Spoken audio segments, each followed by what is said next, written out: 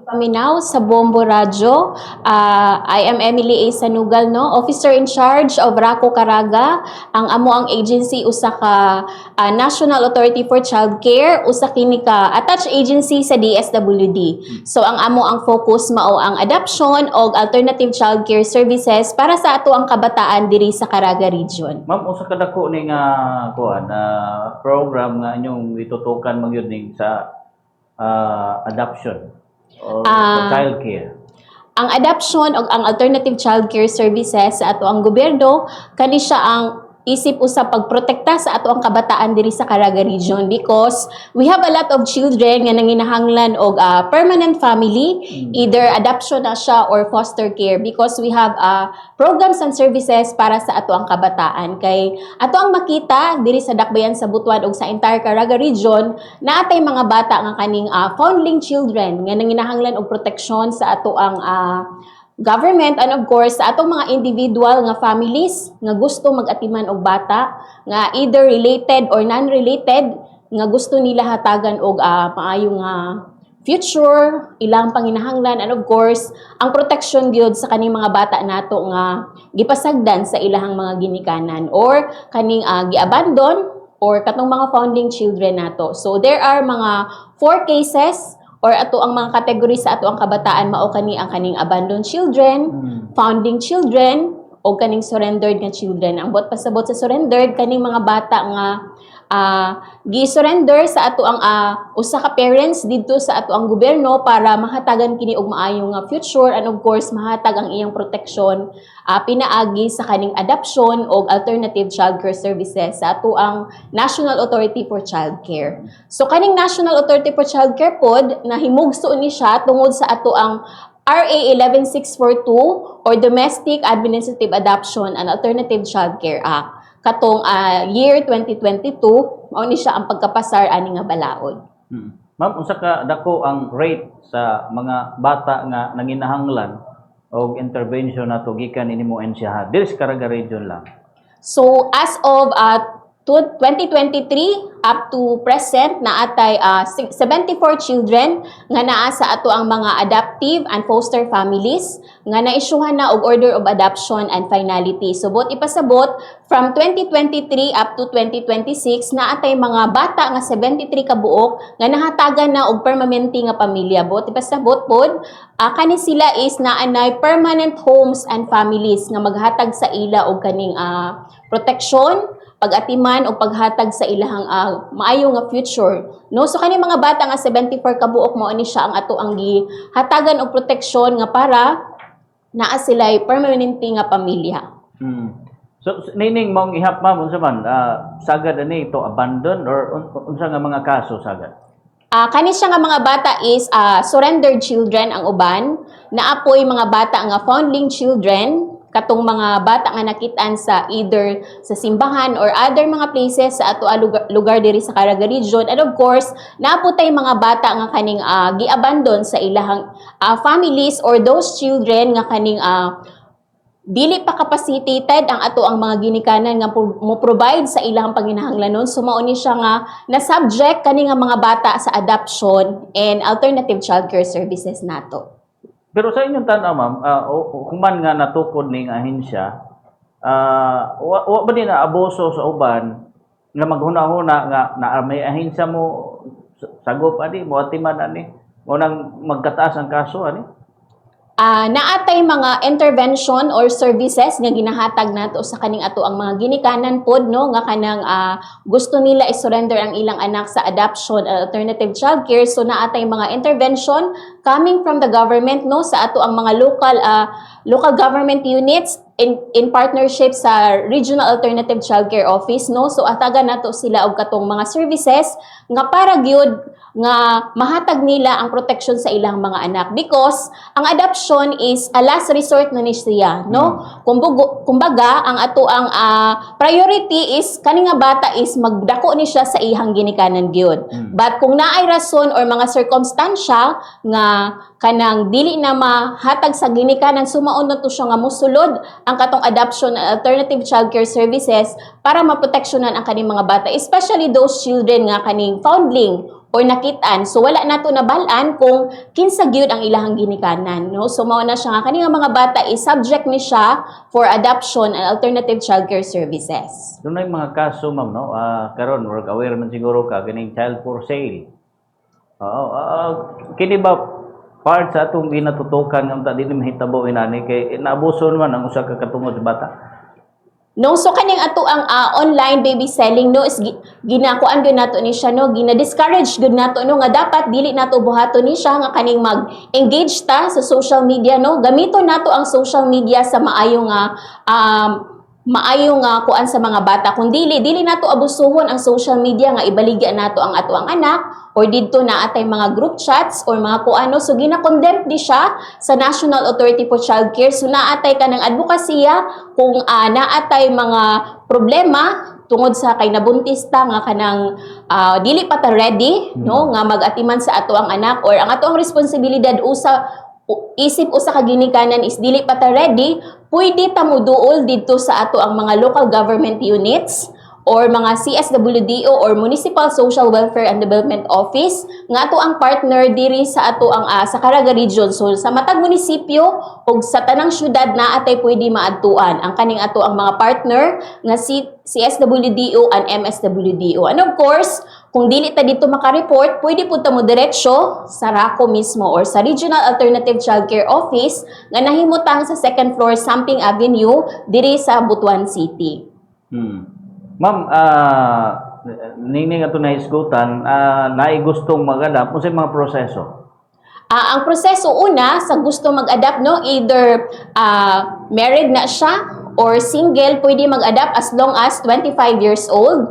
Human, naa siya capacity to raise the child. And of course, ang iyang financial capacity, nga mag-atiman og bata og maghatag pod sa iyang panginahanglanon. And of course, ang katong motivation gyud sa usa ka prospective adoptive parents and foster parents nga gusto mag-adapt og usa ka bata. And of course, naatoy mga series of kanang regular nga mga requirements such as birth certificate and of course kung kasado ka, marriage certificate, police clearance, and medical certificate, and of course katong ato ang psychological evaluation gikan sa ato ang psychologist. So mao ni siya ang mga series of mga requirements nga ato ang iprepara para pag-apply nato sa adoption. And of course, naatay kada bulan nga Adoption and Foster Care Forum online. Pwede ta mo tambong og moadto ta sa ato ang Regional Alternative Child Care Office nga FB page ug makita nato didto ang schedule sa ato ang matag bulan nga Adoption and Foster Care Forum. Kay mao ni siya ang sinugdan nga masabtan nato unsa ang proseso ug unsa ang mga requirements nga angay nato pagaandamon kung gusto ta mo apply as adoptive parents. And also we encourage everyone no nga kaning mag-apply as adoptive and foster parents because diri sa Caraga Region daghan ta og mga bata nga nanginahanglan og families nga kanang mag-atiman og especially kaning mga bata nato nga ongoing pa ang ilang process sa adoption no. So nangita mi og katong mga willing nga mo adapt ug mo foster nga mga families either married na siya or single nga moadto didto sa RACO office or makig-coordinate sa amo kay para magiyahan sila sa ilahang proseso ug unsa pod ang ilang andamon nga mga requirements. Matay mga bata no nga na-exploit no na mga kadalanan gigamit pang paglimos. Kini ba pwede subject i-under sa inyong alternative child care? Apan sa pagkuan nato sa adoption no nga programa naatay assessment coming from the social worker no. So kani siya nga assessment mao ni siya ang paginabuhat sa ato ang social worker para ato ang ma-assess ang sitwasyon sa usa ka bata kung angay ba nga i-subject siya sa adoption and alternative child care because ato ang gina-ensure nga kani nga mga bata is mauli ni siya una sa iyang ginikanan kung naapay capacity ug naay mga other relatives ang kaning mga ginikanan nga pwede mag-atiman sa usa ka bata kay kung wala na gyud or na-exhaust na nato ang all means no atuan na siyang i-subject sa alternative child care kung wala na gyud laing kapaing na ng bata. Pero kung naa pa ang mga relatives or ang ginikanan is naalay gamay nga problema and then mahatagan og intervention sa ato ang local government units and DSWD, no, so pwede pa nato gyud paiguan or hatagan nato og intervention before nato i-subject ang usa ka bata sa alternative childcare, because as I've mentioned gaina nga ang kaning adoption alternative is the last option sa tanang bata nato nga gi-subject nato sa adoption, kay naa pa man tay other nga mga intervention nga pwede nato mahatag sa ato ang mga ginikanan kay para mabalik ang katong ilahang pagresponde sa ilahang anak, because ato ang ginatan-aw nga kaning mga bata nato is maayo gyud nga magdako siya sa iyahang ginikanan mismo. Ma'am, gawas aning nahisgutan nato nga programs, nababay other programs ang ato ang alternative child care office karaga?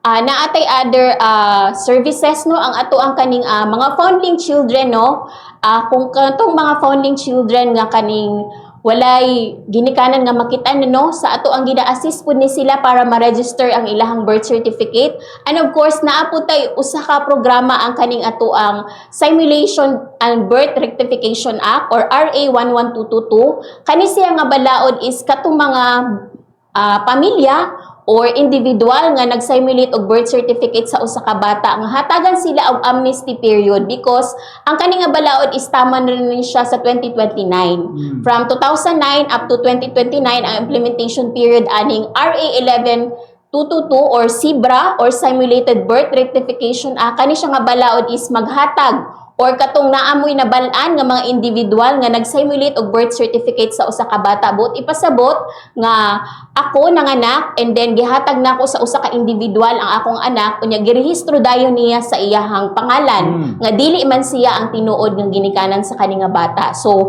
kani siya nga mga act of kuan kano hatagan ni siya og amnesty period as long as nag-qualify ta sa balaod nga 11222 or SIBRA or Simulated Birth Rectification Act, no. So tama lang ni siya sa 2029, no. So kung naay mga kaso nga nahibal-an ninyo nga same ana, no, nga nag-simulate sa birth certificate sa usa ka bata, because we are not protecting the child kung ginakuan nato ang iyahang birth certificate, no. Kay ang pinaka number one nga right sa usa ka bata is to have a name and nationality. So bot ipasabot nga kaning mga iyahang datos dapat correct. So kung kinsa gyud ang iyang ginikanan mao gyud makabutang dito sa iyahang birth certificate, no, as part usa ka right sa usa ka bata, no. So kung naatay mga nahibal-an, pwede ta mo duol dito sa Rako, and then napud mi FB page nga pwede ninyo i-message kung magpatabang mo sa kaning cases nga nag-simulate og birth certificate. Ang uban aning rason, ma'am, hinay ko ng proseso, dugay. Ingon sila nga gastos ko, no, adoption sa inyo. Nga kamoy nagtutok ani na karon. So pinaagi sa 11642 or domestic administrative adoption, no, wala na tay lawyer nga i-hire sa kaninga process because it's purely administrative in nature. So bot ipasabot ang tanang petition sa adoption moagi na siya sa Regional Alternative Childcare Office or RACO Caraga. So dili na ta mo hire og lawyer compare sa una nato nga process ang katong RA 8552, no, nga kato is moagi siya sa korte, no, mag-hire ka og lawyer and then and every petition nimo na ay katong bayad. Pero karon nga ni mao ni siya ang kabaguhan nga kaning administrative na siya in nature. So tanan administratibo na siya, dito na siya moagi sa RACO Caraga or Regional Alternative Childcare Office. So ang magasto lang sa katong usa ka applicant sa adoption, no, ang kanang iyang pag-comply sa requirements, no, katong mga birth certificate, a marriage contract, and other certificate nga iyang i-prove ang iyang suitability nga maayo siya nga mag-adopt as prospective adoptive parents, and then the assessment of the social worker, no. So kung kanitanan nga mga requirements iya nang na-comply ug nasabit na niya sa RACO and upon assessment, no, suitable na ang iyang mga requirements and na-comply niya ang tanang mga datos, no, nga gipangayo sa iyaha, no. So kung ma-comply na niya na atay 6 to 9 months nga process sa adoption para ma-approve na siya sa central office, because ang approving body nato is the National Authority for Child Care or amo ang central office. Ang Rako Caraga is recommendatory body sa kaning adoption. So, kami ang naga-assess ug naga-proseso. So, in compare nato sa una sa judicial nga process karon is kuan na siya og 6 to 9 months ang process. No, so mao na siya nga from 2023 up to present naa natay nahatagan nga 74 ka mga bata og order of adoption and finality pinaagi ani nga balaod, no. So in compare nato sa una nga process judicial, taod-taod gyud mudagan siya og 3 to 5 years ang proseso. But karon mas gipadali na siya og gipasimple ang proseso sa adoption kay we believe nga ang kaning mga bata is kinahanglan nato maproteksyonan, no, o mapaspas ang ilahang process nga naa sila'y permanent nga family. Ang uban ba magmahay man kuno. Wa bay mga kining instances nga gisgutan nimo katong successful na way ningon nga iuli balik naman ni kay mo ni problema ni tumaw. Wala siya sir, no, tungod kay ato ang gi-assess, no, ang kaning ang ato ang mga professional social worker, no, nga nag-assess sa Rako Caraga is really ilang gina-ensure ang assessment from time nga kaning ang usa ka prospective adoptive parents gikan sa iyang pagkabata hangtod nga naa na siya pamilya karon unya ang iyang suitability, no, and of course naapod tay matching process nga ginabuhat. No, sa tanang process nato sa adoption naatay matching. So naatay committee nga naga-assess ana og naga-deliberate. Usa na ana ang lawyer, psychologist, pediatrician, and NGO representative. So kani siya ang mga professionals is sila ang naga-deliberate sa kaning mga cases kung kani ba nga prospective adoptive parents is suitable para sa kani nga bata nga ato ang i-match sa iyaha based on her preferences and of course sa iyang motivation or genuine nga interest sa pag-adopt sa usa ka bata. No, so mao na siya nga gina-ensure nato nga ang ato ang pag-match sa usa ka bata sa suitable family or prospective adoptive parents is really is na-assess na siya sa social worker, no, so wala tay ingon nga kanang challenges nga naay mga time nga iuli ang usa ka bata because dili na siya pwede iuli tungod kay permanent in nature man ang usa ka adoption nga process. And of course ato ang gi-assess sa permiro pa lang nga pag-apply sa atong mga prospective adoptive parents is na really assess na siya sa usa ka social worker.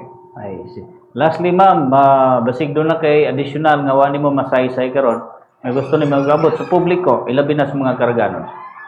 No, so katong mga I encourage everyone, no, nga katong mga gusto mo avail sa Adoption and Alternative Childcare Office palihog sa pag-adto sa inyong City Social Welfare and Development Office and of course the Municipal Social Welfare and Development Office sa matag munisipyo or syudad nga naa sa inyong, no. So pwede ta mo duol dito para sa inyong pag-process sa adoption or foster care, no. So ang kaning adoption is a permanent placement sa usa ka bata while ang ato ang foster care nga programs and services is katong temporaryo nga pag-place sa usa ka bata samtang ang ginikanan is dili pa ready to assume parental authority over sa kani nga bata. And of course, ato ang ginaawhag ang matag nagapaminaw sa Bombo Radyo nga kaning ang pagbaligya sa usa ka bata online or kaning online nga sexual abuse and exploitation of children is ginadili ni siya, no. So ato ang tabangan ang ato ang mga bata nga very vulnerable because ang kaning mga bata is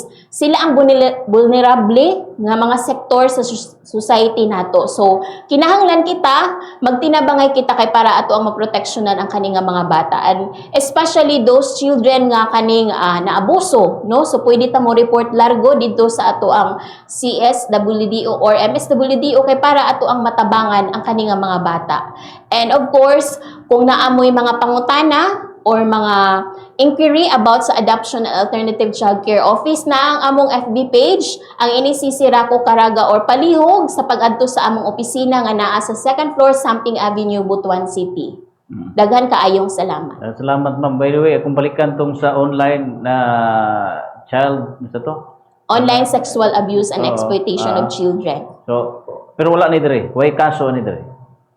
Sa pagkakaroon sir, wala ta diri sa Caraga region, no. So naatay nakita sa social media or sa Gina News last week dito sa NCR ni siya nahitabo, no. So ato ato ang i-ensure no nga diri sa Caraga region wala ni siya mahitabo nga pagkaning online baby selling no, or ato ang proteksyonan ang kaning mga bata nga wala tay malapas sa ilahang mga katungod. So kita mismo isip mga government employee, NGO or usa ka citizen kinahanglan kung unsa may imong nakita nga naa sa imong palibot pwede gyud nimo nga i-report didto sa ato ang mga local government units nga pwede mo aksyon sa kaninga mga problema sa society nato diri sa Caraga region no. So nanghinaot ko nga kung naatay mga nakit-an nga ingana no nga naburos o niya gusto niya ipa-adapt ang iyahang anak, pwede ta mo duol didto kay para matagaan ta og intervention sa ato ang mga local government units.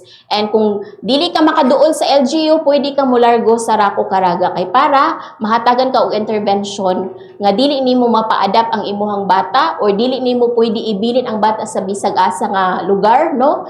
Kay pinaagi ani nga advokasya ato ang ginaproteksyonan ang mga bata diri sa Caraga region.